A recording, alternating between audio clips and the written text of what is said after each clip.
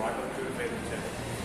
Water purifier ఇచ్చిన తర్వాత water cooling కూడా నేనే ఇస్తే బాగుంటుందనే భావన ఆ రోజు కలిగి ఈరోజు వోల్టాస్ కంపెనీకి సంబంధించిన ఒక ప్యూరిఫైర్ కూడా కూలర్లు కూడా అమ్మకు ఇచ్చారు. అమ్మ యొక్క ప్రతిభ అంటే అందరూ నా పిల్లలు ఎండాకాలం సందర్శించి తాగాలి కానీ వాళ్ళు ప్రశాంతంగా చదువుకుంటున్నారు.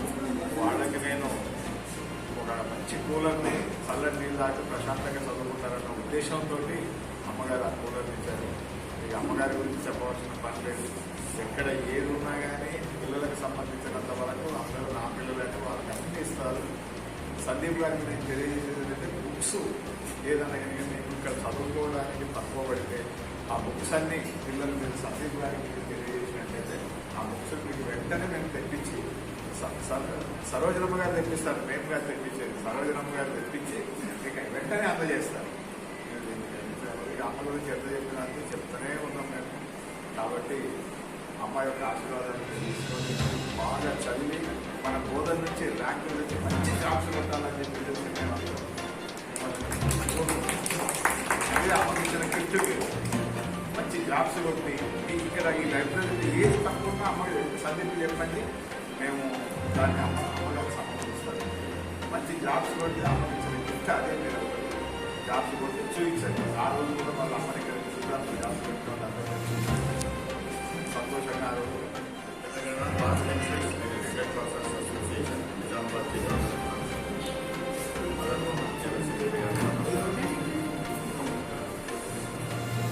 మా యూనిట్ అయినటువంటి తెలంగాణ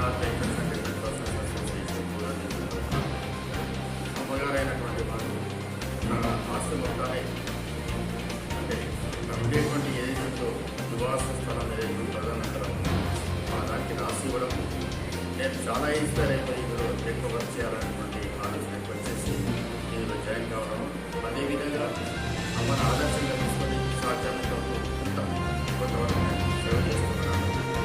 అయితే అమ్మగారి యొక్క ఉద్దేశం ఏంటి అంటే సాధ్యమైనంత మొత్తం లోకాన్ని అయితే మనం అంతా చేయలేము, కానీ మనలో ఉన్నంత వరకు మనం కొంతవరకు ఏర్పాటు చేసి వాళ్ళందరి యొక్క కష్టాలను తీర్చాలనే ఉద్దేశంతో డిస్కస్ చేస్తూ ఉన్నాం. అందులో భాగంగానే లైబ్రరీ బుక్స్ ఇవ్వడం జరిగింది. అదేవిధంగా ఈ వాటర్ ప్లాన్ అనేటువంటి తీసుకు సరిపోతుంది అనేటువంటి ఆలోచనతో గత సంవత్సరం జరుగుతున్నారు. అనుకున్నదే తరుగుగా 2 సంవత్సరాల్లోపు ఇద్దామని అనుకున్నటువంటి 6 నెలల్లో ఇవ్వడం జరిగింది. అదేవిధంగా చూసిన తర్వాత వెంటనే అనిపించింది చాలా ఉంటే బాగుంటుంది, ఈ అట్మాస్ఫియర్ అనేటువంటి రేట్లు డిగ్రీ దాటిపోతుంది కాబట్టి ఇది చదువుకోవడానికి చాలా కష్టతరంగా ఉంటుందనే ఉద్దేశంతో ఈ కూలర్ అనేది కొనియడం జరిగింది. ఇదే కాకుండా సమాజంలో ఉండేటువంటి ఏదైనా ఉన్నాయండి తన దగ్గరికి సమస్యను తీసుకొచ్చినట్టయితే ఆ సమస్య నిజమైనటువంటిదైతే ఆ సమస్యను తీర్చడం ఎట్లా అనేటువంటిది డిస్కస్ చేసి ఆమె వెంటనే ఆమెకు వచ్చినటువంటి ఏదైతే పెన్షన్ లేదా ఉన్నటువంటి ఆశీర్వాదం నుంచి అవి సాల్వ్ చేయడానికి ప్రయత్నం చేస్తూ ఉంది. మరి ఈ రోజులలో చూసినట్టయితే చాలామంది డబ్బులు ఉన్నాయి, కానీ ₹1 ఇవ్వడానికి చాలా ఇబ్బంది పడుతుంది. అలాంటిది మరి మొత్తం ఏం కావాలి చెప్పి నీకు నాకు లేకున్నా పర్వాలేదు, ఈ రోజుకైతే ఇన్ని డబ్బులు ఉన్నాయి, ఈ రోజు ఇచ్చేస్తాను, రేపటి సంగతి దేవుడేడు, తర్వాత నేను చూసుకుంటాను అని చెప్పేసి ఒక టైంలో నా దగ్గర ఉన్నటువంటి ₹20,000 ఉంటే ₹20,000 కూడా ఇవ్వడం జరిగింది. సింగిల్ రూపాయ మీ దగ్గర ఉంచుకోలేదు. అంటే నాకు చాలా ఇది అనిపించేది. మరి మనం కూడా సేవ చేయడం, మరి వాళ్ళని ఆదర్శంగా తీసుకొని అంత లేకుండా 1-2% మనం సేవ చేసినా కూడా మనలో ఆ సేవాభావం కలిగినట్టయితే మనం ఎంతో మరి ఆ యొక్క ఆశయాన్ని నెరవేర్చగలుగుతాం.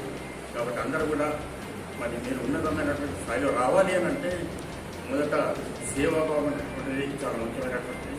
మరి అదేవిధంగా హార్డ్ వర్క్ చేయడం కూడా ఇంపార్టెంట్. ఆ హార్డ్ వర్క్ ఎలా చేయాలి అంటే ఒక విషయం చెప్తున్నాను. నేను అందరూ లైబ్రరీ చదువుతున్నారు కదా, ఇప్పుడు అందరు చదువుతున్నారు, బాగానే ఉంది. మరి ఎలాంటి కాన్సన్ట్రేషన్ కావాలంటే ఈ తత్వాన్ని పెట్టి ఉంది, ఒకటి ఒకటి తెలిసింది. మీకు వెంటనే లైన్ వచ్చిందన్నమాట, సింహం వచ్చేసిన తర్వాత అప్పుడు ఏం చేస్తారు, ఏం ఆలోచన ఉంటుందంటే మనం ఎలా తప్పించుకోవాలని ఒకటే ఉంటుంది తప్ప ఈ పట్టణాన్ని చూడాలన్నా కుర్చీని చూడాలన్నా ఏం చూడాలన్నా ఆలోచన ఉండదు. ఒకటి ఏంటంటే తప్పించుకోవాలన్న ఆలోచన మాత్రమే కాన్సన్ట్రేషన్ ఉంటుంది. అటువంటి కాన్సన్ట్రేషన్ మీరు చదువుకున్నప్పుడు ఉండాలి. అప్పుడే మీకు అన్ని అర్థమవుతాయి. మీరు ఏదంటే అది సాల్వ్ చేయగలరు. దాంట్లో